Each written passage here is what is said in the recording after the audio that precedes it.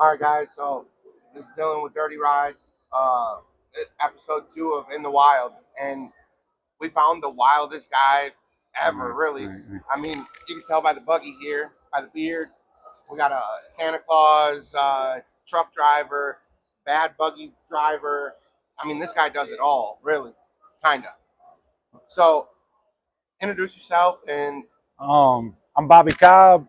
I drive a truck, I'm part-time Santa. And I mean, is that the side hustle? You go yeah, take requests at Christmas? yeah, I do a couple Santa appearances a year, but only for family. I don't charge that stuff. But and I mean, I do a little mud racing.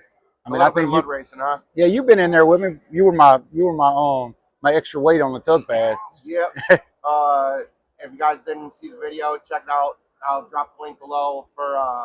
We were in Taylorville, Illinois, and he did the tug of war. And did you? I tugged everybody. It was supposed to be like bracket style, and I ended up just staying on the tug pad. And they backed after I drug Mark, then they just kept lining them up to me. And didn't you have to tug against a mega truck or no? No. I mean, it ain't heavy enough for that. But I mean, I drug, and then at Carter's, I drugged that Maverick R real bad. I don't know if you've seen that video or not. I think I did. Yep. Yeah, this thing's heavy. Yeah. It's one of the heavier big buggies. So it's like I tell everybody, it's not going to outrun anybody. Not outrun it. It's not going to win a foot race a lot. But as far as just being a strong buggy that's capable, I mean, it does the deal. So what made you build such a big buggy? Like, I know on camera you guys can't tell, but this thing's like 10.5 foot wide. It's damn near. It's 11 feet tall. It's 11 foot tall. It's 11 foot. You guys are good. And it I don't know. I built it because I just wanted it. You know, a lot of people build them to race and stuff, and I mean it's fully functional. I mean it flexes and still moves like it's supposed to, and all the shit. You rode this thing at Gregory Lake too, didn't you? Where I could fit. Yeah, we did. We took it out and where we could fit. Gregory Lake, some trails they get small. Right. Yeah. I know, like, if you're watching this video, chances are that literally the size of this thing is so massive. Like, I'm on a 44-inch tire, 6-inch box, and I'm 92 inches wide now. At ride height, this is 120 inches wide, so it's 10 feet. It's 10 feet wide, and I mean when it flex, the more the wheels go up, I mean the wider it gets. Right. And we don't put a number on the lift on this bike. We just got the longest axles we could get from Turner, and then we built the lift to the axle. So that's why it's wide. Plus we run a heavy offset wheel, big 16-inch wide wheel. So what size are these wheels and tires? It's a 30 by 16, and it's an 18.4 30. R2 is what it is. So 273. Like, obviously you built this thing to race and ride and have fun. What made you, like, were you just laying in bed one night and you're like, man, I wonder what it would be like to have this big of a unit? Or did you know, like, the direction you wanted to go with it before you started the build? Actually, the build started off to be just I know you knew it was on 38s to start, on 4-inch portals with no lift. And it kept growing and growing and growing. And I told everybody when I bought this thing, this is it. This is as big as it's going, because I got a Defender that's this big too. Right. And it's in a million pieces right now, but I still got it. And so we bought this buggy to trail ride, and it just, I don't know, something happened.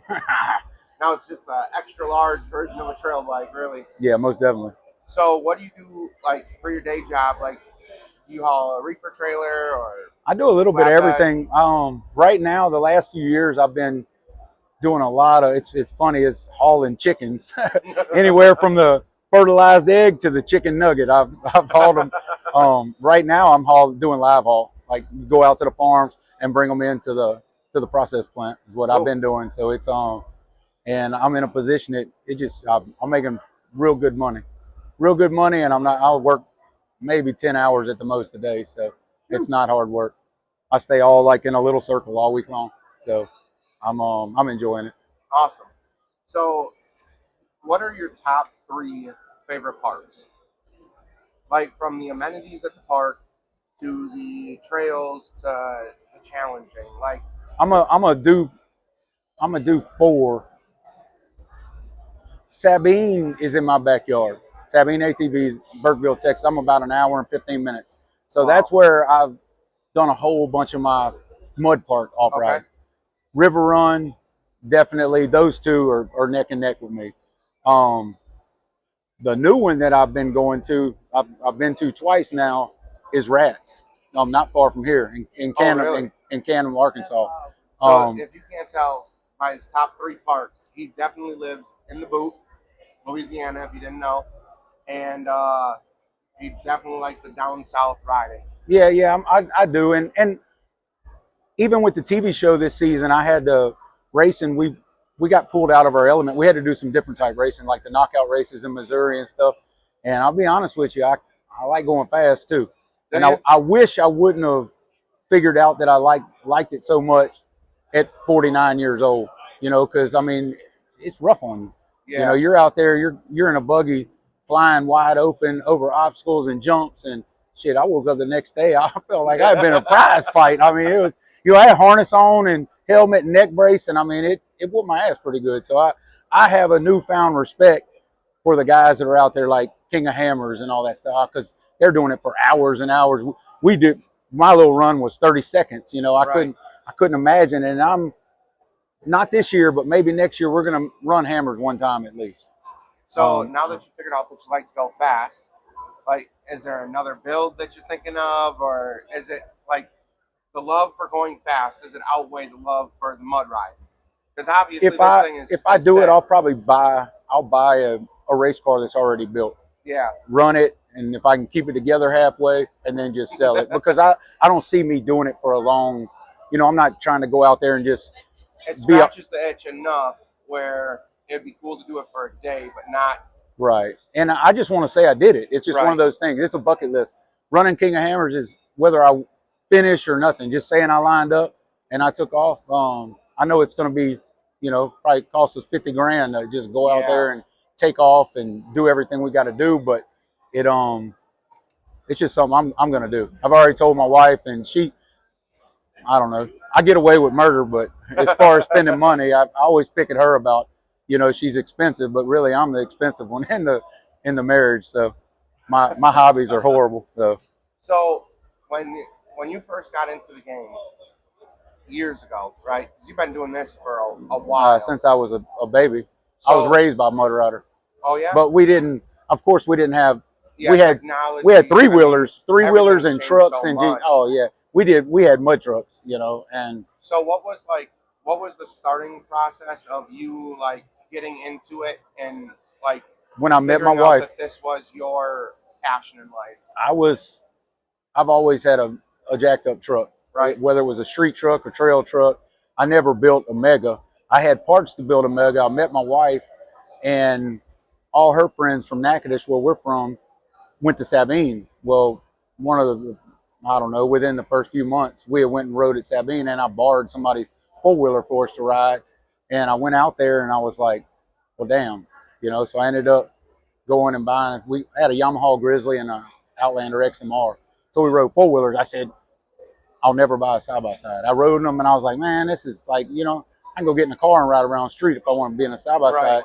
I just enjoyed riding 4-wheelers. So, and then I don't know what happened. I bought a Defender, and it accidentally got built big, and it just Your just. Defender, it was called the Duck, right? Right, most definitely. And that was one of the first, if I remember right, it was one of the very first like absolute monstrosities. Yeah, this thing was huge. I can't remember, but I'm pretty sure I had the very first set of cut 46s to go on a buggy.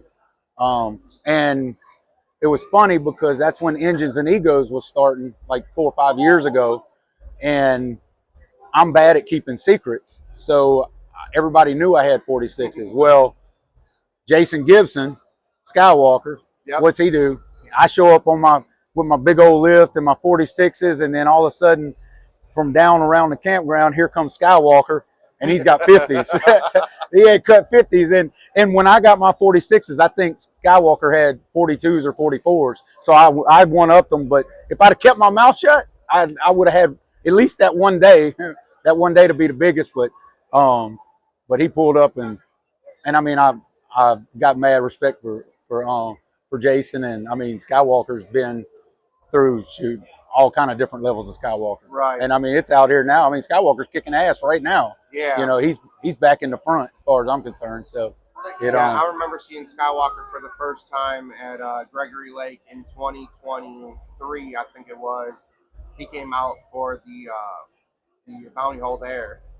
And for you guys that don't know that are watching this at home, 46s, that was 4 years ago, right? Yeah, 5 years ago. And so in the last 4 years, we went from a 46-inch tire being the biggest and baddest to now you see these bikes that have 62s or I got 72s in the yard. They're not yard. They're 20.8 38. So I got 38 by 10-inch wheels being built, and I'm calling them my parade tires. But so you're having a set of wheels built for how big these tires are. Yeah, I mean, shit. You got to think my wheels are bigger than a lot of people's tires. Yeah, true. You know, and I mean even these Miller Fords. I mean that's a 30 by, that's bigger than a lot of people have on trucks. You know, right. So I mean it is what it is. I mean we've just gotten totally out of control with it, but I mean the possibilities are endless, especially as the bikes get so much bigger with so much more power. I mean, this one is equipped with supercharger. Yeah, Craftsworks supercharger. We're right around the 400 horsepower threshold. I mean, it's a 2,000 cc inline four, right. So it's got a lot of potential. And I mean, they've got guys. There's some Pro Rs out there that are like 700-800 horsepower. They got way more than this, but I don't think I want to go more power just for I can get in it. It was 20 degrees the other day, and I went out. It didn't like it. It didn't like cranking, but it fired right up, right. You know. And you know you can get in it and drive it, and I like the drivability of it, and that's why I decided to get the Pro R, because you got to think 2,000 cc's, 400 horsepower out of that compared to they're getting 400 and 500 horsepower out of these 1,000 cc's. Right. Well, it takes a lot more to make 1,000 cc's make that horsepower, so their stuff's a lot more finicky. They're running nitrous. This is just supercharger and supercharger, you know. So, first half of the podcast today, we're talking about like the off-road community and like how you got started. But another thing that we want to talk about is like, what do you do besides off-road and truck? Like, obviously, you truck drive every day. That's your day job. You do this on most weekends. But what else do you like to do? I hunt and fish and stuff like that, and I mean, now I'm a huge LSU fan, and if everybody's gonna hold that, some people will love it, most will hate it. But big now I'm a college football fan, big time, and baseball, just college sports in general. LSU, and we have a college there in Natchitoches, northwestern Louisiana, and so you know sometimes we'll go to their games just to say we went to a game because it's right down the street from the house, you know. Okay. So, but I don't know, truck driving takes up so much of my time, and you know I tell people all the time, and I don't want my boss to see this, but I drive for free. I mean, because I like to drive the truck, and it's just I guess I'm blessed that what I do to make a living is something I like truck driving more than I like mud riding, and to say that, you know. Yeah, I also have the same love-hate relationship with driving truck because I've been in it 10 years. And when I first started, like, it was my saving grace. I was on a bad way, and it really made me get right. You know, obviously, when you're a truck driver, the laws are so much more strict. I mean, Amen. A DUI is a .04 with a CDL. Like, there's so many more rules and restrictions. You're held to a way higher standard, and it makes you think about what you're doing way more, like, in and out of the truck. And I also have been driving the road for 10 years. And so I know exactly what you mean. Like, it is such a commitment. Like, most people will agree that driving truck is more of a commitment than a marriage. Yeah, and I mean, not only you got to take care of your body, you obviously can't use drugs. you better not drink and drive. You know, there is, and that part of it. Plus, 26 years ago when I started, I made probably 80 grand my first year as a 22, 23-year-old. And that's the addictive part. And right, and that is, and it's easy money. Yeah. Plus, I've always kind of had that gypsy in me. I was always moving, always on the go. You know, never, even as a child, you know, I'd get on my bike and, you know, I'd get in trouble, get my ass whooped for going too far from the house, you know, Right. like where I wasn't supposed to go. And, you know, my dad always said that. When I actually decided it, I had some trouble in my life at the same time. When I was 20, 21, 22 years old, Yeah. I was acting a fool. And that was kind of my get out of town and get away, you know, Right. get away from the environment I was in, because I wasn't going anywhere. And at such a young age, you can make such good money. Oh yeah, And most definitely. trucking is not a high, like the money it costs to get into driving truck. I'm sure, you know, 28 years ago was much cheaper, but for me, it was the quickest and easiest way to get out. Right. If you got money and a little bit of money, you don't have to have a lot. You can go to CDL school, get your CDL, and go to work. Right. And you know, and truck driving, I always tell people, truck driving, they could teach a chimp to do it. It's not hard to drive a truck, but what they can't teach is the responsibility. So, you know, there's a lot. Your average truck driver out there is under a lot of stress. You know, it's a lot on them, and I don't know. I just embraced it, and I love it. Yeah, I love it. I don't know anything else to do. Right. I'm in the same boat. And when you're out driving a truck, it's not you taking care of yourself. It's you taking care of yourself, your equipment, and then you have to pay attention to everybody else on the road. Right. So another question I got for you is Peterbilt or Kenworth? Man, it's funny. I've got a Peterbilt tattooed on my arm, and I drive a W900. So I got a stretched out W900, and I've got a really, really good boss. And I mean, I've had my own trucks and had my own business, but Yeah. I'll probably, as long as I work for Massey Motor Freight where I work, I mean, we've got real nice equipment. I only make 25%, but like I always say, 25% of a whole lot, our rates are high. Yeah. Our boss would rather pay us to sit home than to haul cheap freight, because it costs them money. No cheap freight. No cheap freight. Driving truck, no cheap freight. Yeah. Quit the bullshit. I got in an argument with a guy. He's like, "Oh, I make 50% of the load and this and that." I was like, "I make 25%, but let's compare W-2s." Right. What'd you make last year compared to what I make? And I made 3 times what he fucking made. Say you're taking 50% of nothing, right? 25% of something. Yeah. Oh, yes, most definitely, most definitely. But, all right. Who's better cook, you or your wife? My wife. And I done got spoiled. I don't have to cook. She cooks, and she's Fair really, enough. yeah, she's really. Her dad's a real good cook. I get home. You know, I run the road 5 to 6, 7 days a week. When I get home, I'll throw something on the smoker. Other than that, my wife cooks for me. She takes care of it all 9. So with a busy schedule and you doing like Mud Madness show now, what are some of the biggest challenges you face of like the work, life, home balance? Because now you're working all the time, you're traveling all the time for the show. Like, is there a balance, or is it just full throttle every which way? Yeah, it's kind of like that, but my wife works remote from home, and we don't have kids, so normally she's with me. So, you know, I run home from work, and if I got somewhere to be, I'll really have had my stuff loaded up last weekend, or at least the buggy on the trailer where she can load everything, and we hook up and go. And I mean, it's wild. Like filming this last year, I mean, it was intense. I mean, it was back and forth, and it was like nonstop. I would get home, she would wash the buggy a lot of times, and you know, make sure all my clothes and everything else was took care of. And I mean, I couldn't do it without her. Right. And a couple good friends I also couldn't do it without them. But it was crazy. Filming season 2, it was crazy. So now that I mean, if you're watching this, you probably have watched season 1 already of Mud Madness. How would you say the process? You were in season 1 as well. Right. I wasn't a cast member in season 1, so but I was there. I was in everything. So how would you say that it's changed from season 1 to season 2? Like, are you allowed to spill any of the you got any insider stuff that you can talk about?